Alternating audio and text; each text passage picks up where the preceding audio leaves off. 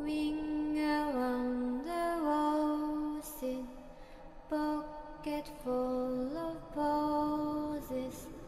Ashes, ashes, we all fall down.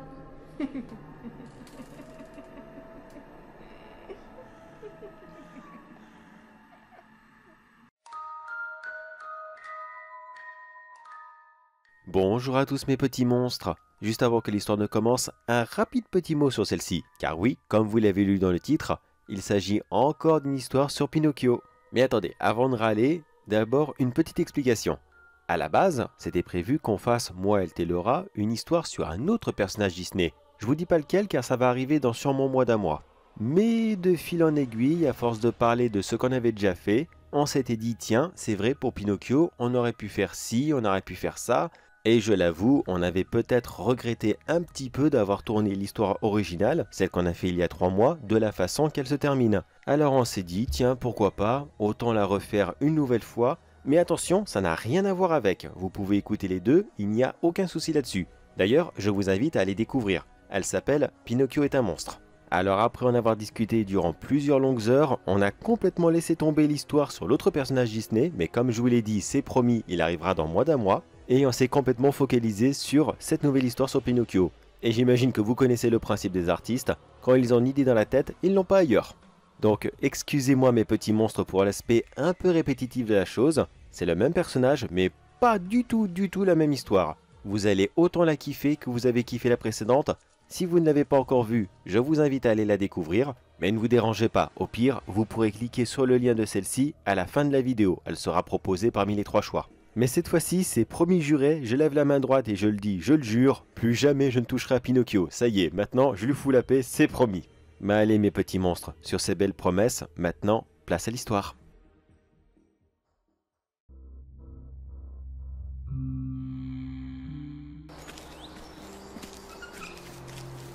Alors c'est ici, cette fameuse maison que j'ai tant et tant entendu parler. Apparemment elle serait hantée par l'esprit d'un vieil homme qui serait mort ici il y a très longtemps. Ouais, j'y crois pas vraiment à cette histoire.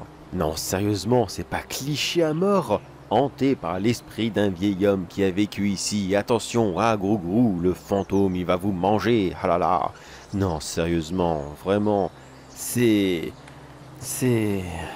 Enfin, on revoit plus ces classiques de nos jours, c'est lamentable. Bon, quoi dire de spécial sur cette maison?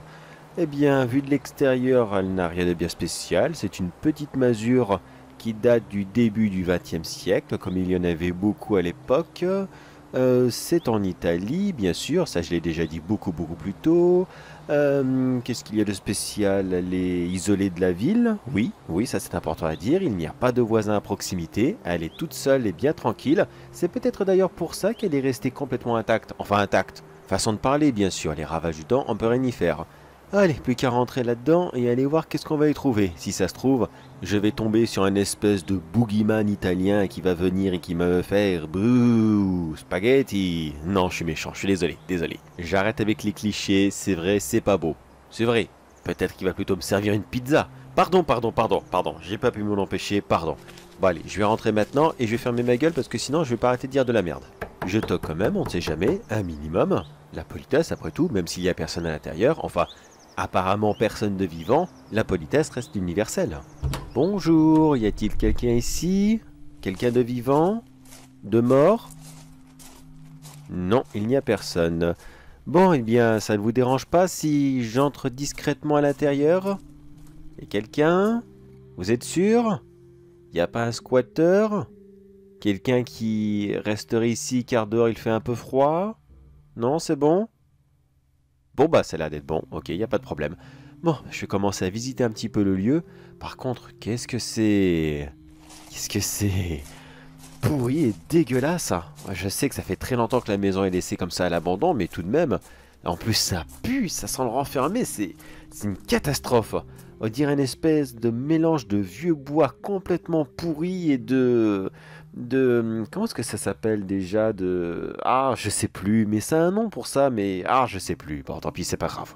Alors voyons, ici je vois des étagères de jouets, beaucoup de jouets d'ailleurs, Ils sont tous en bois et très franchement, vu leur état, il vaut mieux pas que j'y touche. À mon avis, ils sont aussi vieux que la maison et si j'en prends ne serait-ce qu'un seul dans les mains, il va partir en confetti. Alors non, je ne touche pas, de toute façon, je ne suis pas là pour ça. L'urbex, c'est quelque chose de très sérieux. Il y a malheureusement beaucoup d'imposteurs dans ce domaine, j'en suis bien désolé, mais moi, je fais ça dans les règles.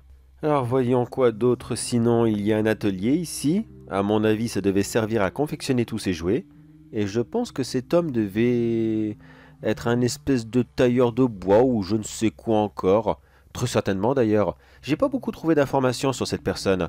À cette époque, bien sûr, il n'y avait pas internet, hein, c'est sûr. Et la maison est laissée à l'abandon comme cela depuis tellement longtemps, il n'y a rien du tout. Avec internet de nos jours, on trouve tout et en quelques clics, c'est formidable. Mais à cette époque-là, s'il n'y avait pas ne serait-ce qu'un tout petit truc pour dire avoir une petite trace ici et là, bah malheureusement, non, c'est foutu, on n'aura rien. Il n'y a même pas ne serait-ce qu'un article de journal qui parlait de cette maison. C'est quand même incroyable. Enfin, je parle bien sûr de documents sérieux, car j'ai trouvé des informations dessus, oui, mais oh, franchement, des histoires de vieux monsieur qui sont morts ici, qui entraient les lieux avec une espèce de petit diablotin qui court partout, franchement, qui pourrait croire à une telle chose, c'est complètement stupide. Non, moi je recherche une véritable documentation, quelque chose de sérieux, de concret, comme des actes de propriété par exemple, ou alors des naissances déclarées ici, ou même des décès. Car officiellement, il n'y a aucun certificat de décès par rapport à cette maison, rien du tout. Et puis tout de même, si quelqu'un serait mort ici, ils auraient pu un minimum comme cela enlever son corps, non? Bon allez, qu'importe, je continue à fouiller un petit peu. Alors voyons, là je pense que c'est la chambre, mais... Oh, c'est bizarre. Il y a plein de livres sur l'étagère, bon ça c'est normal. Je parle pas très bien italien, mais du peu que j'arrive à lire, je pense que ce sont des manuels pour apprendre à utiliser le bois. Je crois, je suis pas sûr à 100%. Là, je vois des petits contes de fées comme les Mille et une nuits. Je suis pas sûr, hein, je lis très très mal l'italien. Mais c'est pas ça qui m'intrigue, pas du tout. C'est plutôt ce livre-là qui est juste là. Est-ce que je me permets d'y toucher? Allez, d'accord, pourquoi pas.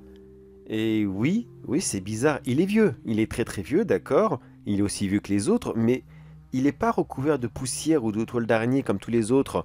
Eux, on voit bien comme ça qu'ils sont pris dans le décor, comme les jouets d'ailleurs. Ça se voit qu'ils sont sales, qu'ils n'ont pas été manipulés depuis des années maintenant. Mais non, celui-ci, il a l'air plus ou moins propre, en bon état. C'est bizarre, on dirait que quelqu'un l'a utilisé il y a très peu de temps. Mais pourtant, j'en suis sûr et certain que personne ne vient ici. Les villageois à côté me l'ont bien précisé. Ne pas aller dans cette maison car sinon j'allais avoir de gros problèmes. Bon, de toute façon, j'avais quelques minutes à perdre, donc je ne sais pas pourquoi, mais j'ai comme une grosse envie de lire ce livre. Alors voyons, est-ce que c'est écrit en français? Non, en italien. Bah oui, forcément, c'est en italien. Qu'est-ce que je m'attendais? Alors voyons, ouais, je comprends vraiment pas grand-chose. Ce que je vais faire, c'est que je vais prendre mon téléphone et je vais prendre en photo les pages comme ceci.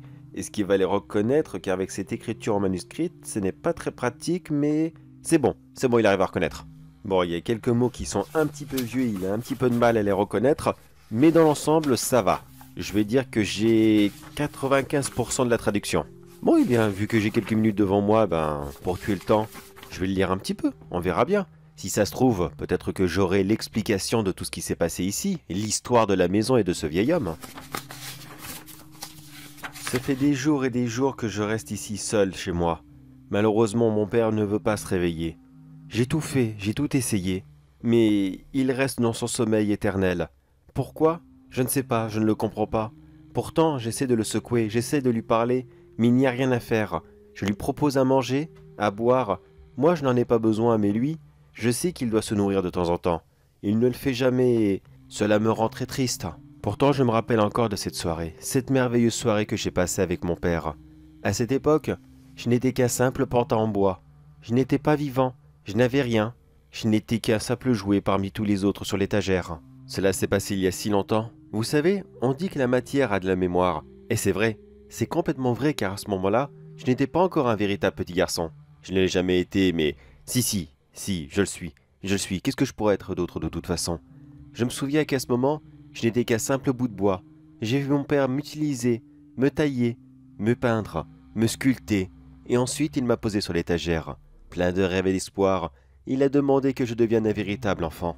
Il est parti se coucher quelques instants plus tard. Une dame magnifique est venue. Elle lui a accordé son plus beau vœu, d'avoir un véritable fils. Elle m'a donné une vie, un but, un objectif dans la vie. J'ai aussi rencontré un très très bon ami qui m'a promis être ma conscience. Il m'avait promis qu'il serait toujours là pour moi. Toujours. Il n'a pas tenu sa promesse, mais c'est autre chose. Nous avons joué quelques instants ensemble, et mon père s'est finalement réveillé. Je m'excuse bien sûr, je ne voulais pas le faire, mais que voulez-vous, j'étais un petit peu trop excité, un petit peu trop joyeux, et finalement j'ai fait trop de raffus. Je me suis présenté à lui, je lui ai expliqué la situation, pourquoi j'étais venu, que la fée m'avait donné vie, qu'il l'avait mérité tout ça. Évidemment au début, il a eu un petit peu de mal à me croire, il pensait que cela n'était qu'un rêve et qu'il allait bientôt se réveiller. Mais plus le temps passait, et plus il remarquait que non, cela n'était pas un rêve, c'était réel. Il m'a présenté à ses animaux de compagnie, un mignon petit chat nommé Figaro, et un magnifique poisson rouge nommé Cléo. En tout, nous étions 5, mon père, Geppetto, Figaro, Cléo, moi Pinocchio, et Jiminy Cricket, mon ami que je vous ai parlé au début. Nous avons comme cela passé de longues heures dans la nuit à discuter de tout et de rien. Malheureusement cela n'a pas suffi car, il faut se l'avouer, en si peu de temps, qu'est-ce que vous voulez apprendre dans la vie? Vous ne connaissez rien de ce monde.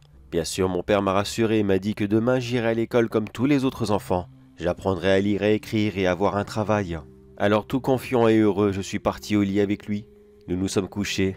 Et comme je me suis réveillé le lendemain matin, j'étais prêt à aller à l'école. J'ai appelé mon père pendant des heures et des heures. « S'il te plaît papa, réveille-toi, vite prépare-moi pour aller à l'école. » Mais il n'a jamais bougé.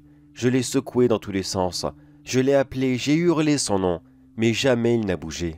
Je sais bien qu'il est vieux, je le sais. Alors il a besoin de dormir beaucoup plus longtemps que tout le monde. J'en suis parfaitement conscient. Mais tout de même, ça fait des années maintenant qu'il dort. Quand est-ce qu'il va se réveiller? Je suis resté près de lui tous les jours. Je lui ai apporté tout ce qu'il y avait comme nourriture dans son placard. Mais il n'y a jamais touché, jamais.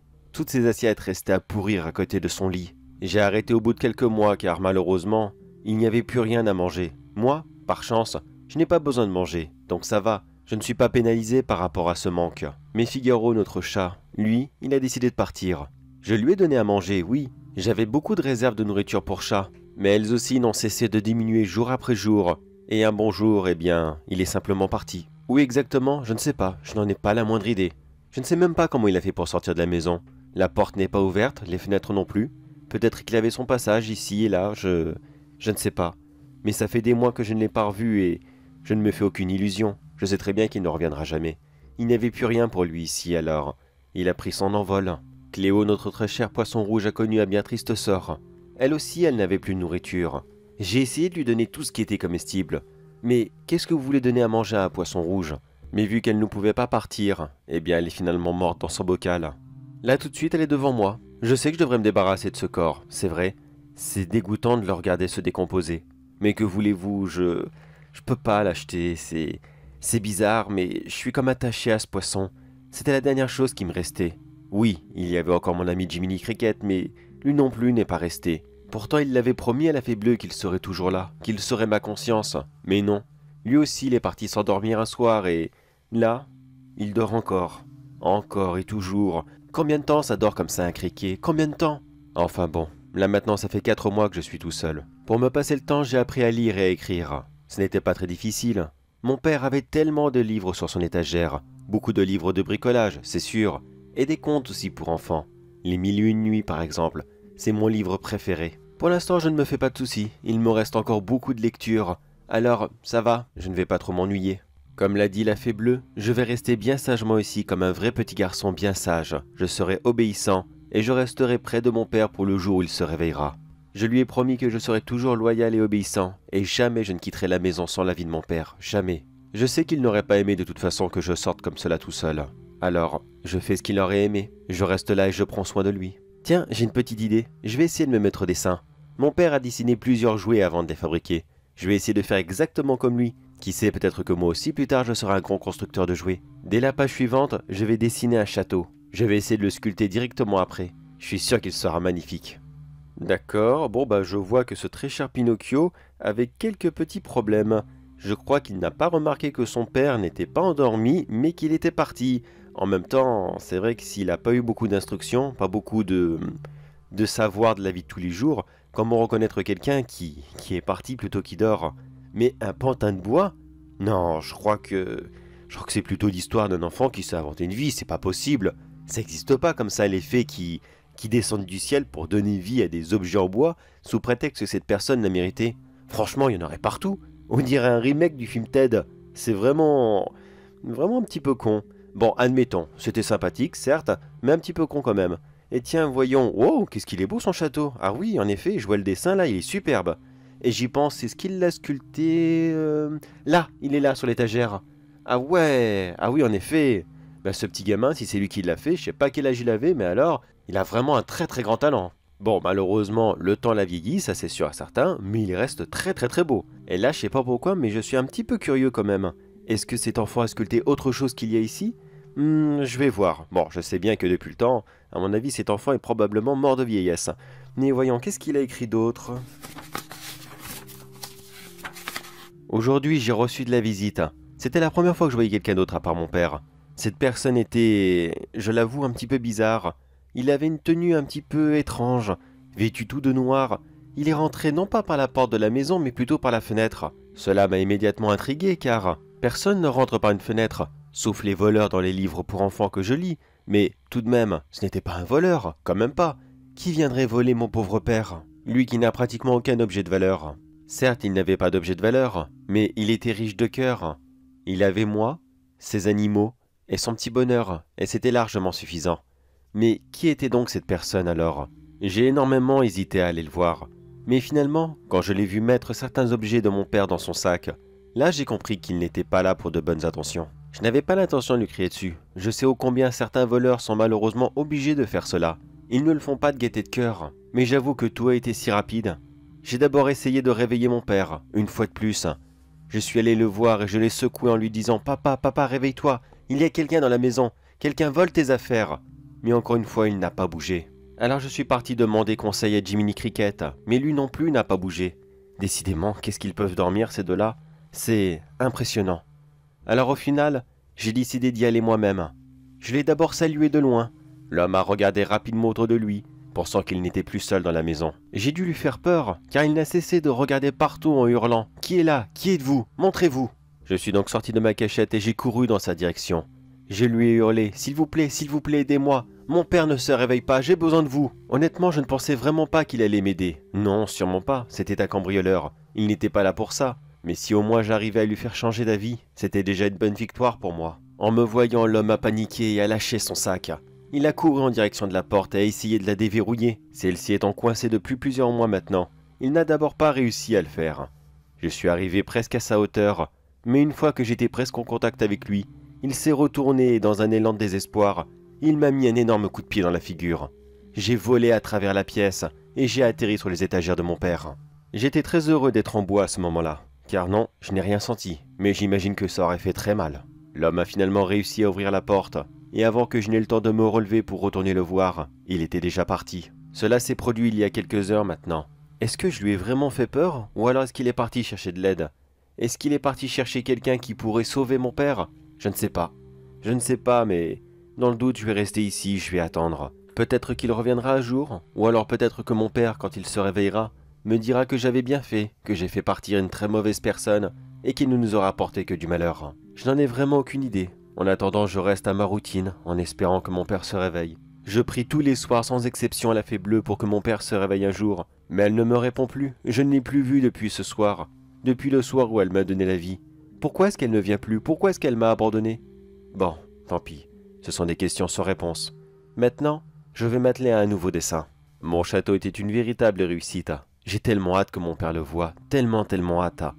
Maintenant, je vais m'atteler à un bateau, tiens, pourquoi pas. C'est beau les bateaux, ça permet de voyager, de rêver.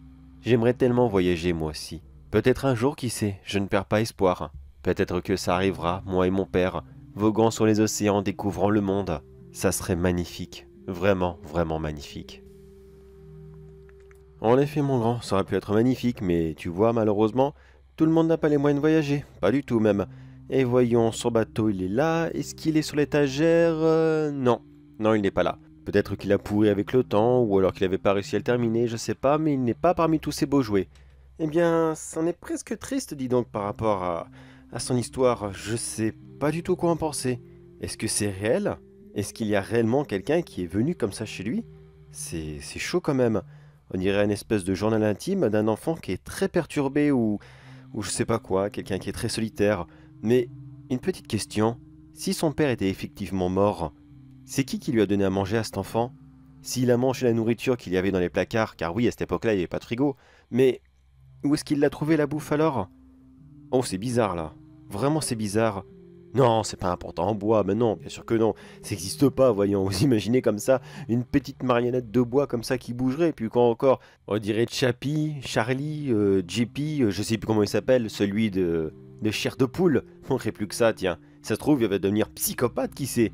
Oh, puis non, je crois pas. Moi, à mon avis, ça va juste raconter à la fin que cet enfant est parti dans une autre famille, et tout est bien qui finit bien. Enfin, du moins, je l'espère. Je sais pas pourquoi, mais j'ai un petit doute. Est-ce que je devrais continuer à lire? Oh, je sais pas, je sais pas.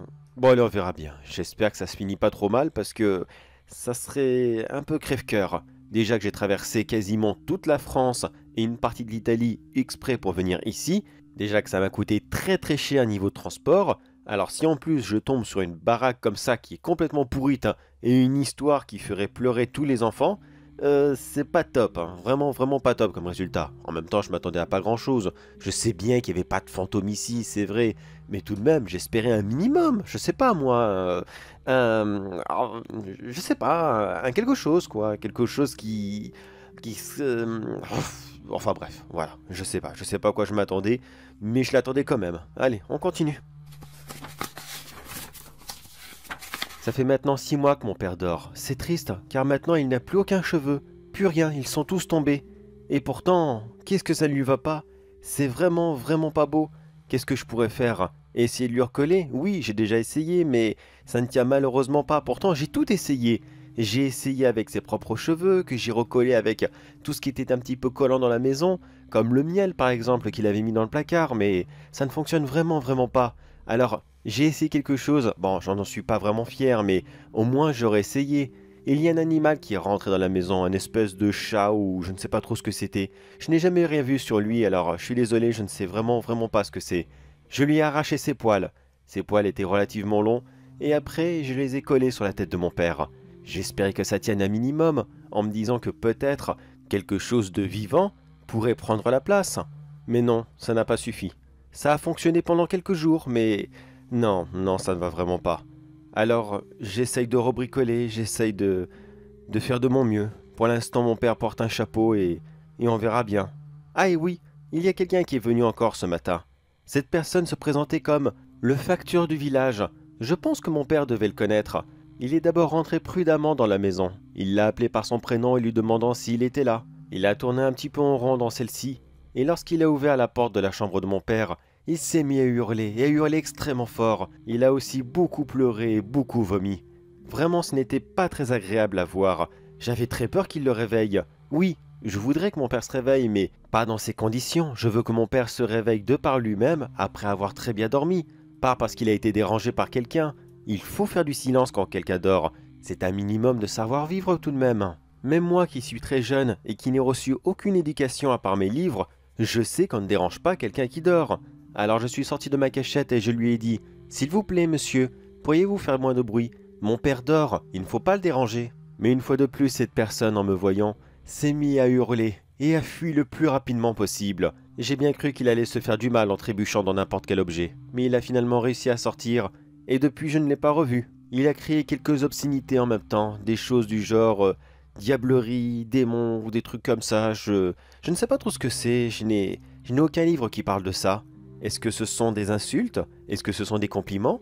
Est-ce qu'il m'a décrit comme quelque chose de très gentil, très méchant? Je suis perplexe par rapport. Je vais continuer à faire des recherches. Je n'ai malheureusement pas beaucoup de livres, mais au moins je m'accroche.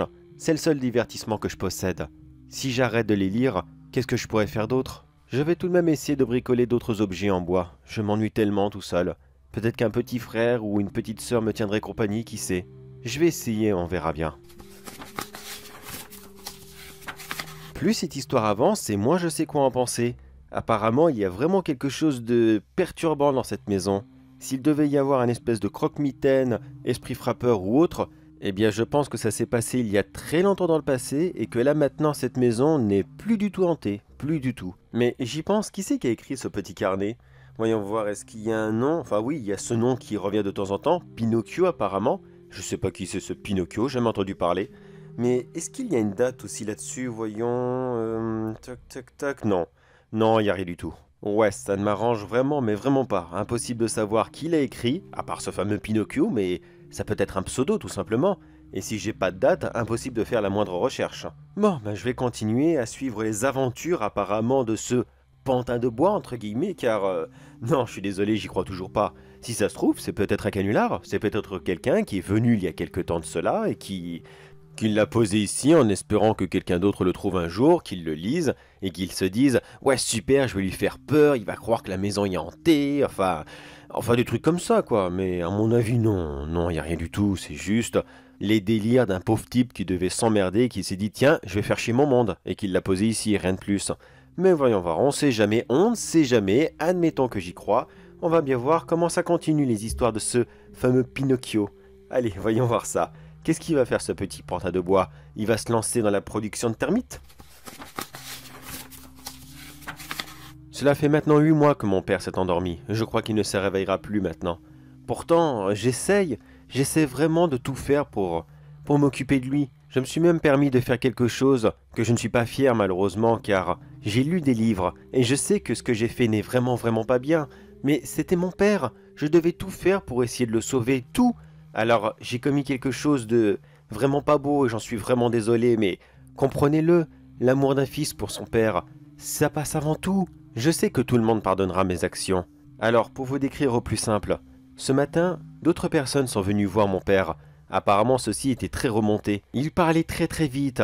Je n'arrivais pas à comprendre tout ce qu'il disait car beaucoup des mots qu'ils empruntaient étaient très spéciaux et je suis désolé, je ne les ai malheureusement pas appris.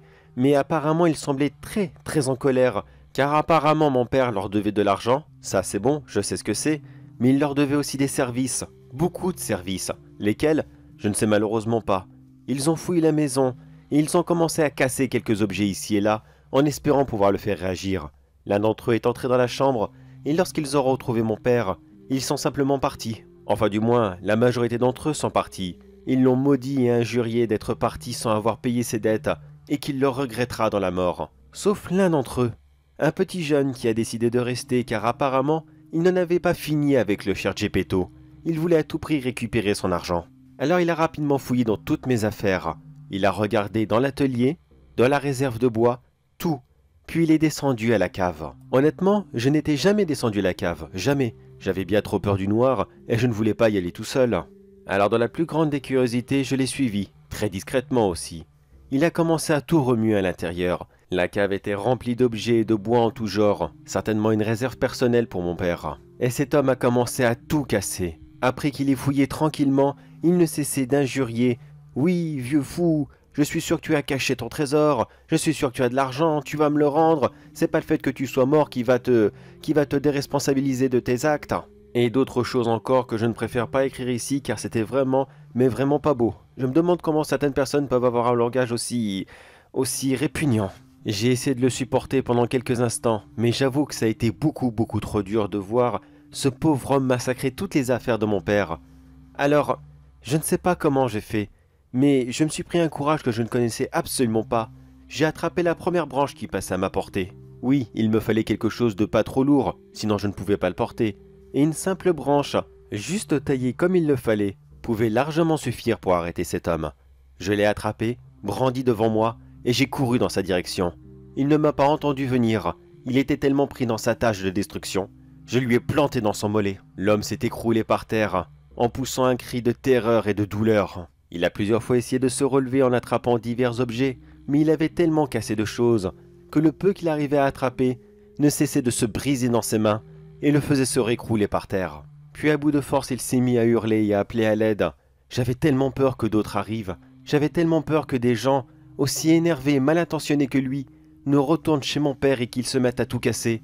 Je ne savais pas quoi faire, j'étais paniqué. Je me suis dit « Non, n'appelle pas tes amis, non, ils vont tout détruire !» Alors, j'ai repris mon bâton et je lui ai planté dans le torse. Plusieurs fois de suite. Le torse, le ventre, partout. Je l'ai piqué une bonne 50aine de fois, jusqu'à ce qu'il arrête de hurler. Oui, je sais, c'est pas beau, je sais très bien. Je m'en excuse, je m'excuse auprès de la Flée Bleue. Je m'excuse auprès de mon père, je m'excuse auprès de tous ceux qui vont lire cela. Mais je n'avais pas le choix, je devais protéger ma maison, je n'ai plus rien dans ce monde. Je suis resté assis quelques heures à côté de ce corps. Je ne savais vraiment pas quoi en faire. Je ne voulais pas le laisser là non plus, et puis quand encore? C'est inconnu, comme ça? Chez moi? Non, non, pas question. Même mort, j'arrivais à ressentir toute sa haine et sa colère. Des colères qui étaient en plus complètement injustifiées. Mon père n'était plus là. Qu'est-ce que ça aurait pu changer? Qu'est-ce que ça lui aurait rapporté de détruire ma pauvre maison, hein? Qu'est-ce que ça aurait changé dans sa pauvre vie? Puis entre deux sanglots, je me suis souvenu de la fois où j'ai essayé de remettre des cheveux à mon père. Les cheveux, ce n'est pas grand-chose. Ce n'est pas une belle coupe de cheveux qui va vous changer, loin de là. Mais par contre, un nouveau cœur, peut-être que ça irait.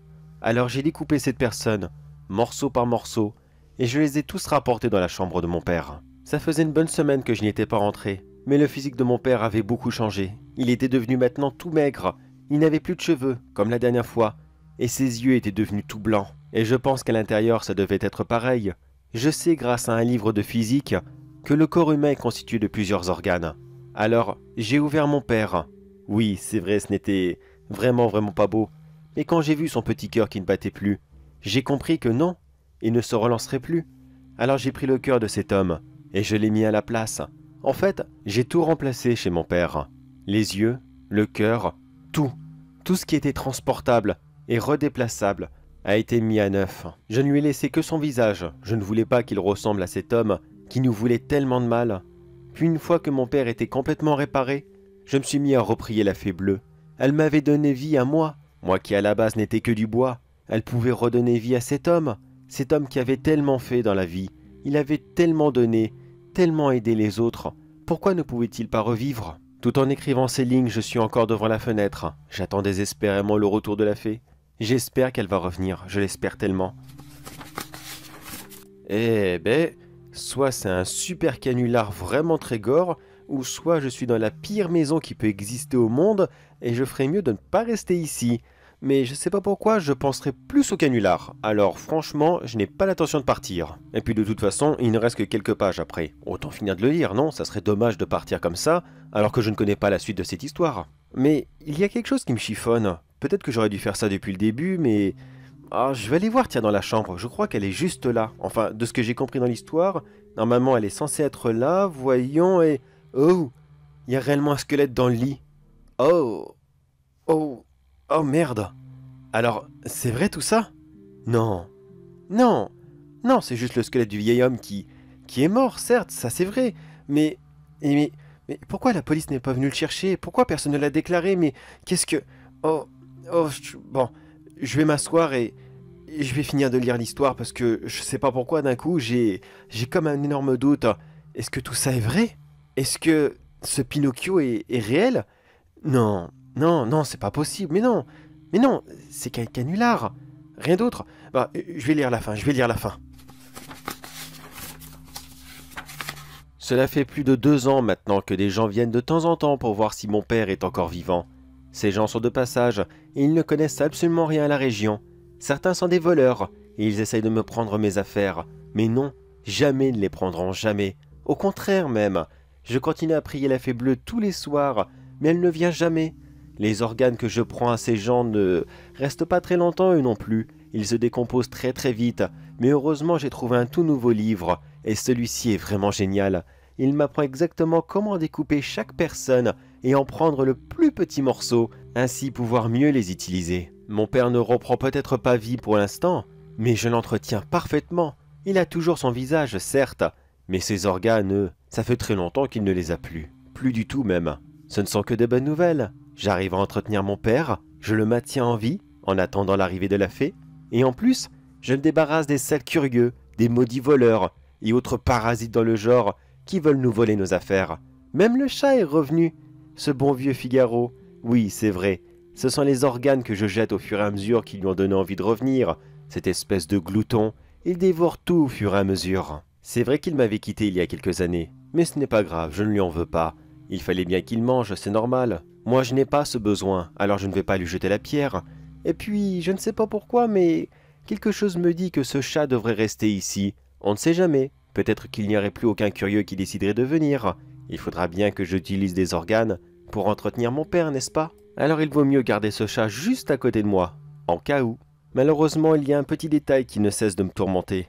Voyez-vous, ma couleur qui autrefois était si belle, un petit brin des plus parfaits, commence à noircir avec le temps. C'est normal, je n'ai pas d'entretien. Moi, je suis du bois. J'aurais bien besoin d'un petit coup de ponçage, une petite couche de vernis, mais malheureusement je n'en ai plus. J'espère ne pas tomber en morceaux, ça serait vraiment bête. Qui c'est qui va entretenir papa? Qui va réparer la maison? Qui va comme cela pouvoir continuer à s'occuper de tout? Si je ne suis pas là, qui le fera? Oh, je vais devoir te laisser mon très cher journal. Tu vois, des gens viennent juste d'arriver et il faut que je leur fasse un super accueil. Oh là là là là, c'est vraiment pas bon cette histoire. Je sais pas pourquoi, mais j'ai comme une petite envie de partir d'un coup, car visiblement, si ce n'était pas réellement une créature en bois, c'était un véritable serial killer, et je préfère ne même pas savoir combien de gens sont morts entre ces murs. Mais attends, il y a juste un dernier petit message à la fin. Bon allez, juste pour dire conclure. Ceci sont mes dernières lignes, mon très cher journal. Cela fait maintenant 50 ans que mon père s'est éteint. 50 longues années que je suis seul ici. J'ai perdu mes 2 jambes et mon bras gauche. Il ne me reste plus que mon droit. Ce n'est pas très pratique d'écrire avec un seul bras. Vraiment pas, mais tant pis, je fais avec. Je suis presque complètement pourri. J'essaie de m'entretenir le plus possible, mais ce n'est vraiment pas facile. Je ne peux même plus emprunter des organes aux petits curieux qui viennent chez nous. Je n'ai pas pu entretenir mon père, et franchement ça me fait vraiment mal au cœur. Mais tant pis, je n'ai pas le choix. Je suis obligé de rester là à le regarder se décomposer, et me décomposer aussi. Alors si quelqu'un passe ici, sachez que ça sera mes dernières lignes, car maintenant je ne peux plus écrire. Mais s'il vous plaît, faites quelque chose pour mon père. S'il vous plaît, aidez-le. Essayez de le réparer.